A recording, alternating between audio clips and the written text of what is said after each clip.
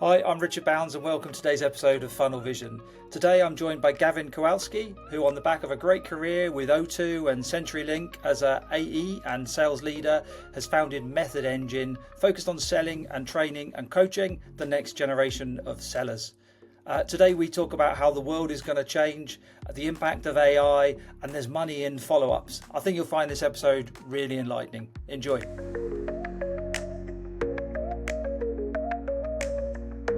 Yeah, hi Gavin, really nice to meet you again, and welcome to Funnel Vision podcast on this nice sunny morning, or it is here anyway. I don't know about you. Yeah, hi, good to see you again, Richard. It's a bit cloudy down here in southeast Cornwall, but we're hoping we'll get some sunshine a bit later on today. Fantastic. Well, we're going to be discussing like your background, where you focus now, some of the trends you're seeing within sales, and particularly the leaning towards kind of impact of technology and AI. Clearly, you've had great experience in senior sales roles, sales leadership roles before setting up your own business. Could you give me a little bit more of a steer of what exactly it is you're doing now and where you focus? Yeah, of course. So I set up about 2 years ago a business called Method Engine, and it's something I'd wanted to do for about 10 to 12 years. So I was really fortunate very early on in my career with O2 to get what I would describe as, and a lot of the people who went through it would describe as probably the best comprehensive sales training and development program that that we've been through. And this includes people who've worked at places like Amazon, Salesforce, and so on. What O2 did back in the early noughties was absolutely fantastic. It was a massive investment. And the lessons I learned there powered a successful career, not without, it's not like I haven't lost deals, not like I haven't made mistakes and screwed things up, but it gave me the foundations at a really early stage in my career to be successful. And it's something I became really passionate about. And more as I worked in different businesses, I saw that other businesses didn't invest in this kind of training. Other sellers and sales leaders didn't have that kind of mindset that we were coached and trained in. And I just wanted to take that to the market and give back. And my kind of core niche really sits around particularly cloud and cloud service providers. So AWS and Azure managed and professional services businesses are my main focus. But I also support businesses in the telco space, businesses in the contact center space. But normally it's a technology driven sale with some kind of service element wrapped around it that I support.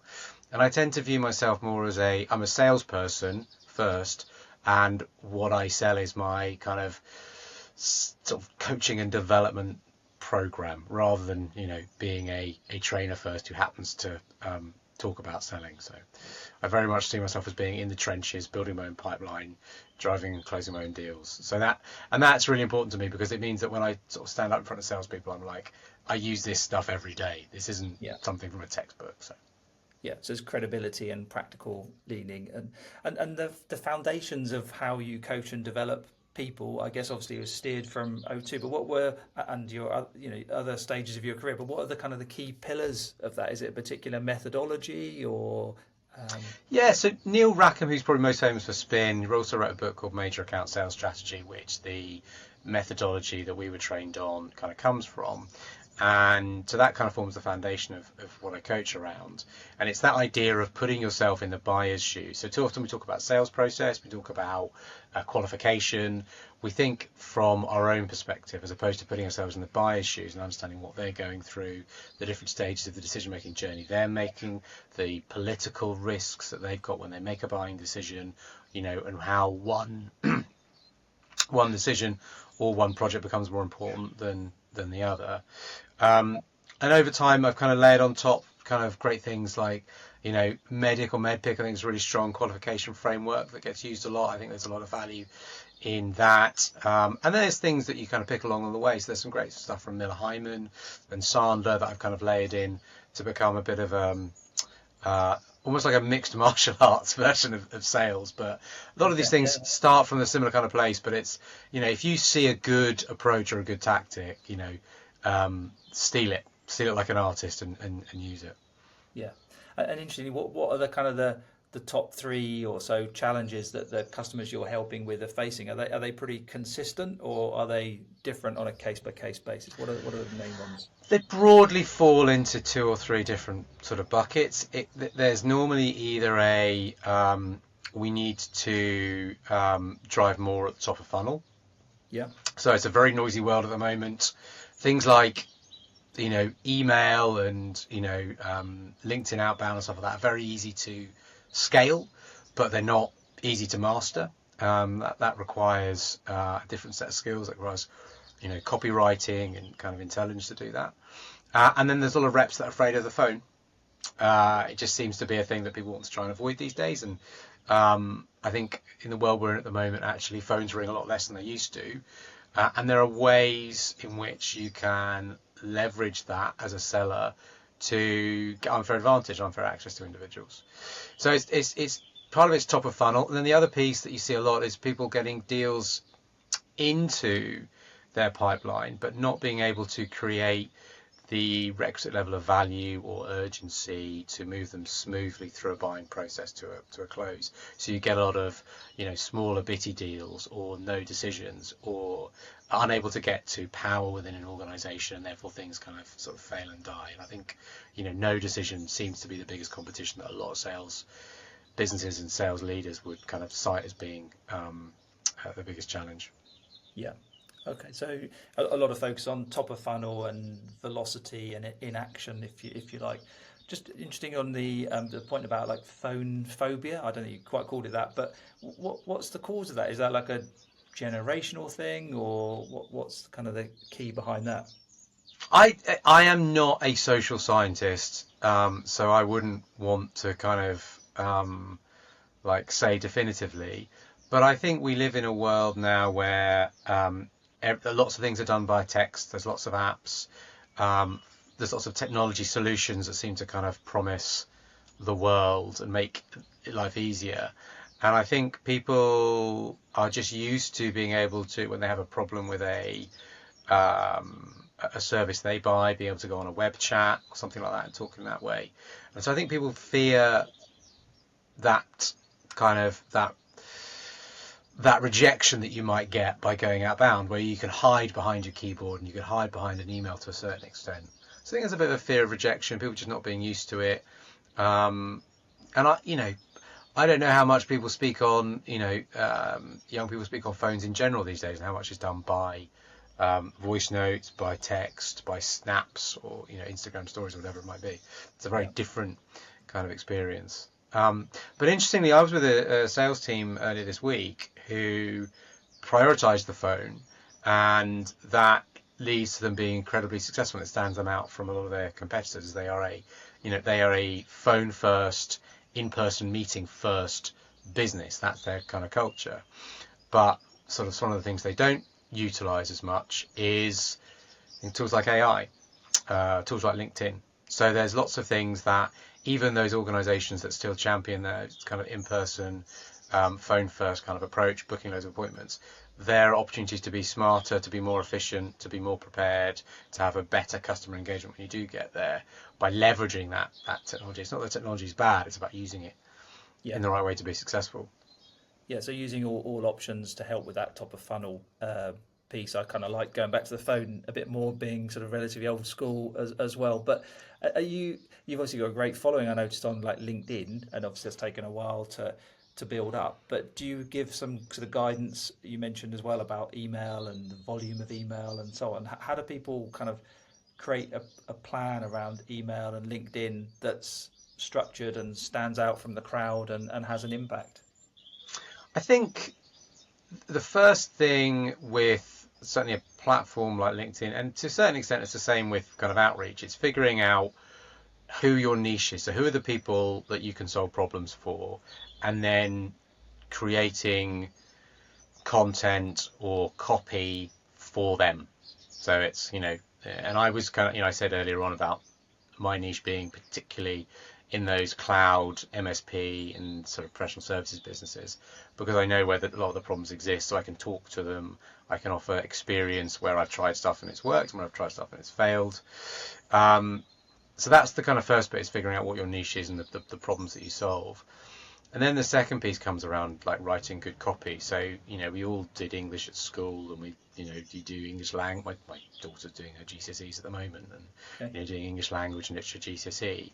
But you look at what schools teach you to write and how to write, and then you look at the copy that works in the real world in terms of copy that sells.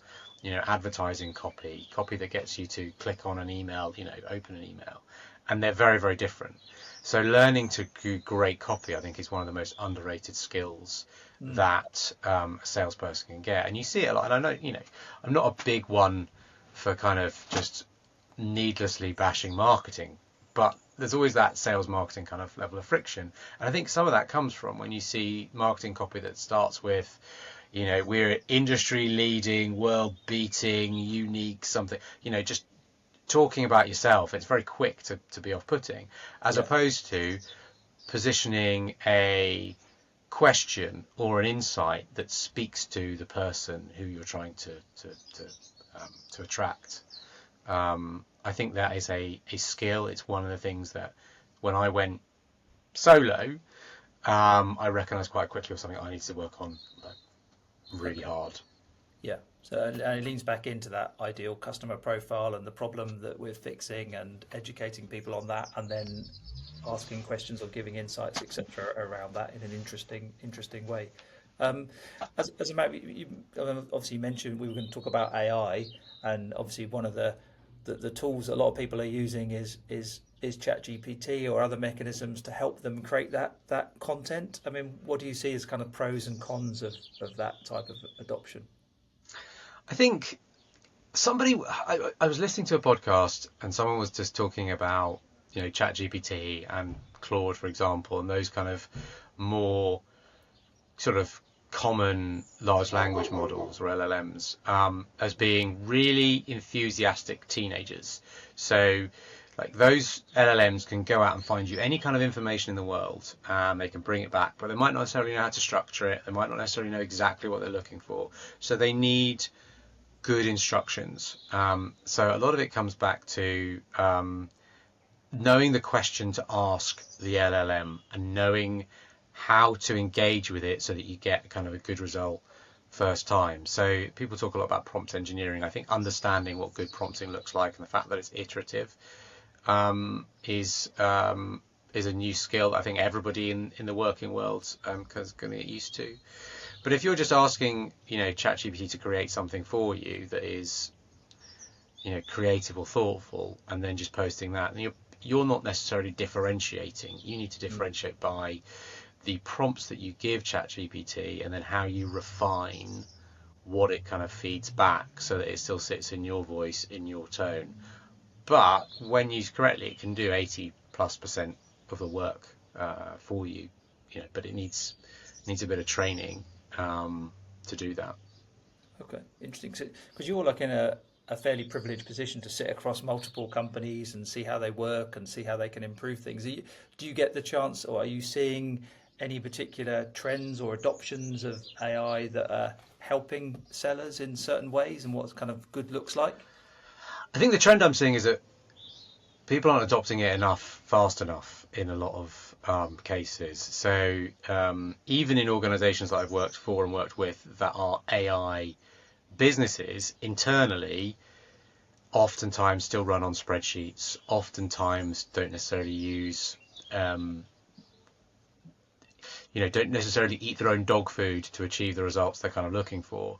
So I think there is and it's just human nature, aversion to change. People have done something a certain way, and so that's why they like doing it. They kind of work through that process. But it's like that book, Who Moved My Cheese? I don't know if you've read that one, but it's basically a parable about change. At some point, the world is going to change, and what typically happens is, change is slow and then very, very quick. And if you're Yeah. not upskilling yourself, learning how to use some of these tools and embracing them, you can find yourself in a very tricky sort of situation. Yes. I mean, have you seen any good adoptions or anything that you've seen implemented that's probably an AI first solution that is improving productivity or impacting results or anything at all at the moment? Or I'll be honest with you, I haven't seen anything that kind of I look at and go, that's kind of pretty impressive. the I mean, and again, I've been on this journey as an individual, as a professional, and one of the things that I've learned to do that saves me a lot of time, for example, is I record all my calls. The notes from those go into ChatGPT to create a summary and a proposal.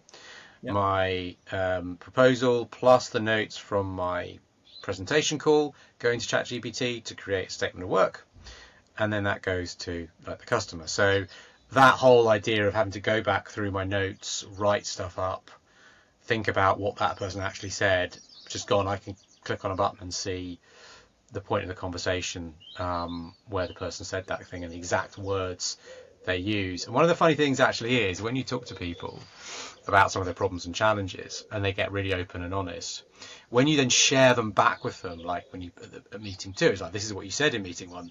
Oftentimes you get, it's like, oh, that was a bit strong. Did I say it that way? Was like that? And it's like, well, yeah, this is exactly what he said. Yeah, so you get almost like a bit of a shock. I didn't realise that, because what happens is the people, during that discovery call, if you're doing it right, it feels a bit like therapy, and people share, and they probably let their guard down a little bit, and then the guard goes back up the second time you speak with them, and they see that again, they're like, oh yeah, okay, no, actually you are right. But initially it's a bit of a shock. It's like, okay, was I that kind of strong? And I think one of the interesting things about having that AI recording there is you're able to say, look, this is exactly what you said. This is exactly how you said it.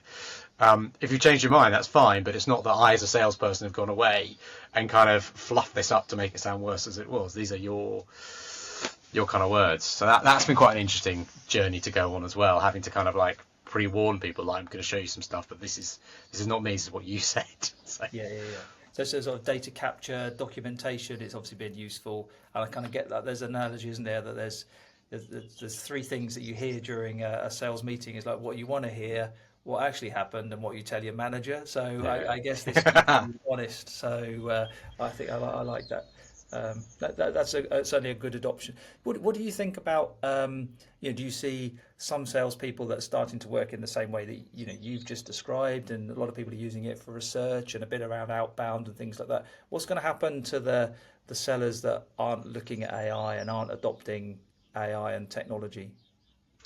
I think they're just going to struggle to keep up. So I think if you're not using the tool, because I don't necessarily think people need to be first early adopters, but you need to be fast followers in some of these kind of things, because you get back so much time.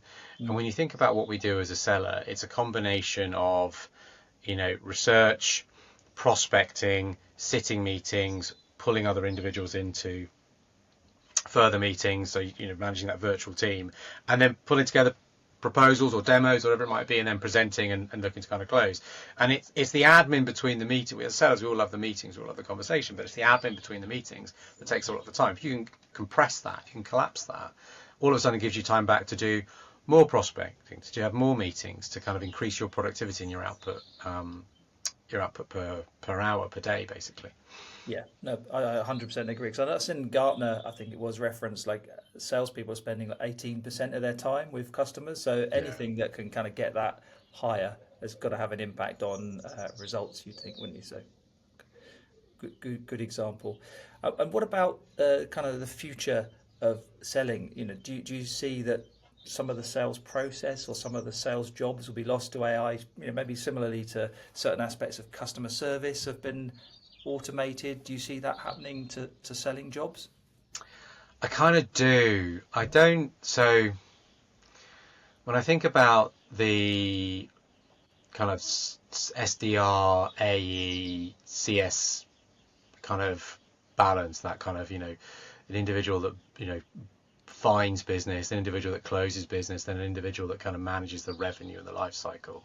When I see that kind of model, I see that kind of breaking down. And actually, I think there was some stats from Ebster in their benchmark earlier this year, with support from Pavilion, around most businesses starting to return to kind of full sales cycle rather than the sales cycle being broken down. I think we're going to see, and I've got a lot of sort of friends and people I highly respect in the kind of SDR BDR world, but I think we will see less SDRs and BDRs. I'm not sure they'll go, but I think there'll be less of them.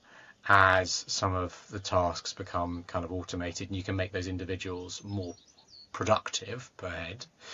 And I think account executives are going to be asked to do more of their own prospecting, which they, in my view, they should be doing already, and more of the kind of management of ongoing revenue to support upsell and cross-sell, because I think a lot of that customer delivery, customer success side, again, can be automated via AI and just dealt with by exception. Yeah. Okay. So in essence, it goes back a little bit to what you said. More time customer facing, more processes automated to support that, and supporting more of a kind of a full cycle, business development, but also some of the upsell, cross sell scenarios as well. I think so. And I think SaaS, for example, as an example, is becoming like very, very saturated. There are a lot, every other day there's a new SaaS product, and I think there's a lot of features out there masquerading as product, which probably can just be rolled into kind of other platforms. And as a result of that, I think you're going to find that the individuals that go into tech sales are going to need to be not just of a higher caliber, because I think there's a lot of high capable people in there already, but they're going to have to do more. They're going to have to leverage the tools, and probably most importantly, they're going to have to be less product focused and spend more time thinking about their customer and what their customer needs and what their customer wants. And individuals that do that leverage AI to understand what the customer's trying to achieve, that put the customer first, and that are capable and happy to do kind of the full range from cradle to grave of selling, I think they're going to be the top billers, the top earners as we go into the second half of this decade and on into the 2030s. Yeah. Fully agree. So, I mean, it almost goes full circle to the point you're making at the beginning about one of the key messages from O2. I don't know if this is, if you were looking at a single behaviour that the best sellers do now and need to do in the future, is that putting themselves in the customer's shoes, or what's kind of your single? That would be the one. That's the one thing that can have the biggest impact on somebody's performance. That's the biggest thing I see missing, is people get so much product training. They think, so many training on demos or on technologies and tools, that we often just forget that we're dealing with humans. And I often say, people buy from people and businesses buy from businesses. So understanding where a person is, and you might have 5 to 10 to 15 people involved in the decision process, and each one of those has got a slightly different view of what's important and what they need from this purchase and what's kind of worries them about making that decision. And then collectively that creates kind of a business view and a business need that they need from that kind of purchase. And stopping to really understand that puts you in a much better position, both not only just to win the business, but also to decide if it's for you, if it's time to bug out, so you don't end up spending, hours and hours on something that you probably weren't in the best position to win anyway. Yeah, I think that's a critical thing, isn't it? And we're all being probably guilty of that, and it's knowing when to step out. So, no, exactly. Good thoughts. I've just got a couple of quick big questions at the end, if I may. Cool. We talked at the end about your kind of your deal hack, but do you have a favourite deal of all time, and why? I do. Stringfellow's Angels. I sold Peter Stringfellow and his team mobile phones back in the mid-noughties, and that was a cold call into his accountant. His accountant just happened to be opening the Vodafone bill at the time. I was able to set up a meeting, and that became actually phone by phone, because Peter spent a lot of time on his yacht in Mallorca. That became one of the most profitable per user accounts O2's ever had. So that was a particular favourite of mine. Okay, and that was an in-person meeting, was it, on the yacht? Yeah. Well, no, I didn't meet Peter until after we closed the deal, and I had to go in and set up his voicemail. And his fiance at the time, then became wife, Bella, used to phone me and ask me questions about how to retrieve voicemails and stuff like that. It was quite funny. My wife would wonder why Peter Stringfellow's fiance was calling me. So anyway. Yeah, no, I can imagine she might. But I was going to ask you what's your funniest story of sales, but I'm wondering if that's perhaps it as well, is it, or is there something else? Oh goodness me, that's definitely up there. But I think that's probably the most interesting one. I think, but there is I think one of the things about sales is you can do a really, really good job and still win nothing, and you can be bang average and still win something, but it's about doing enough of the right things enough of the time to be successful over a continued period of time. Because some of the best selling I believe I've done for 3 years into a certain account amounted to nothing.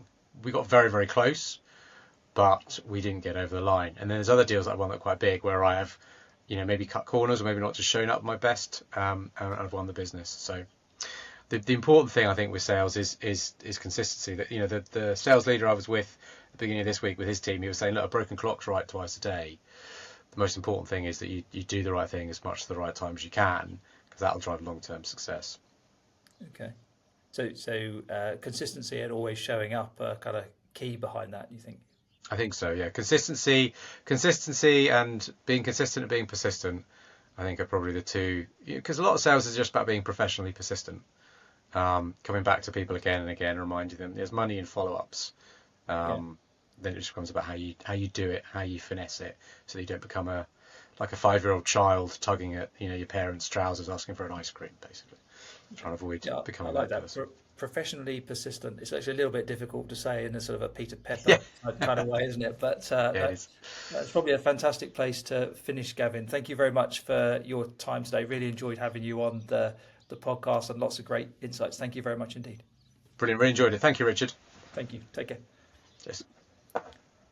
We really hope that you've enjoyed the discussion. You can find us at curvo.ai, connect with me or Leo on LinkedIn, and we'd love to hear your insights and perspective on how you found the discussion or even your own fresh thinking on the topic. We're also looking out for future guests as well. So please get in touch and we look forward to hearing from you. Thank you. Goodbye.